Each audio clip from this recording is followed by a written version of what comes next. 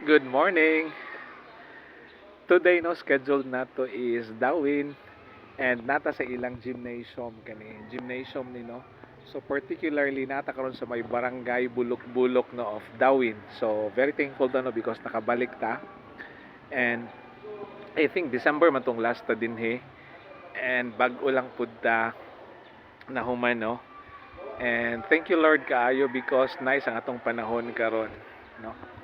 Kani murag wala pa ni gigamit nga building and then apoy mga pipila ka kabalayan diri sa palibot.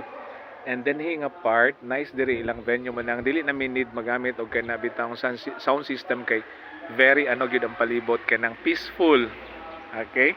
And thank you Lord kayo no for today's weather nato no, but even because I think namo kitay bagyo nga gapadulong sa si Basyang no, and nakita ta kagabi no sa news.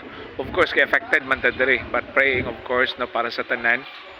And importante gid pud ang pagpangandam. And kagahapon ulan-ulan gid to, but then karon no nice ang weather nato. Where in fact no, I'm using my kaning shoes nato no, white nag-white ra ta og shoes karon tanawa. Okay.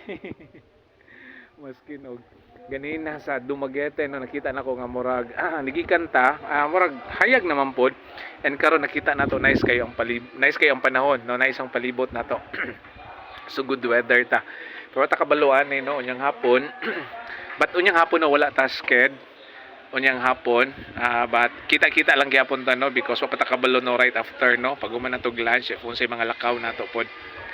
Okay, sa kung baliko nata sa may Bulok-Bulok Dawin. And thank you Lord no for the opportunity. Okay.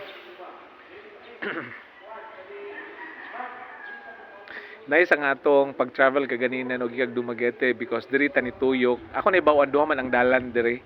So diri ta sa may Lipayon ni Agi. Crossing ta diri no sa may nay mga nice ang palibot kaganina because of course natas Dawin no.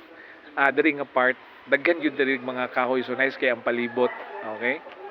Kaganina no katotong giagian, but then wala na takakuha og picture dito because gadali-dali na sa tabi ko sa atong time nato. Okay, and because 9 o'clock man ta diri unya usa na tong orasaha ta nakapadulong pod, but anyway thank you kaayo.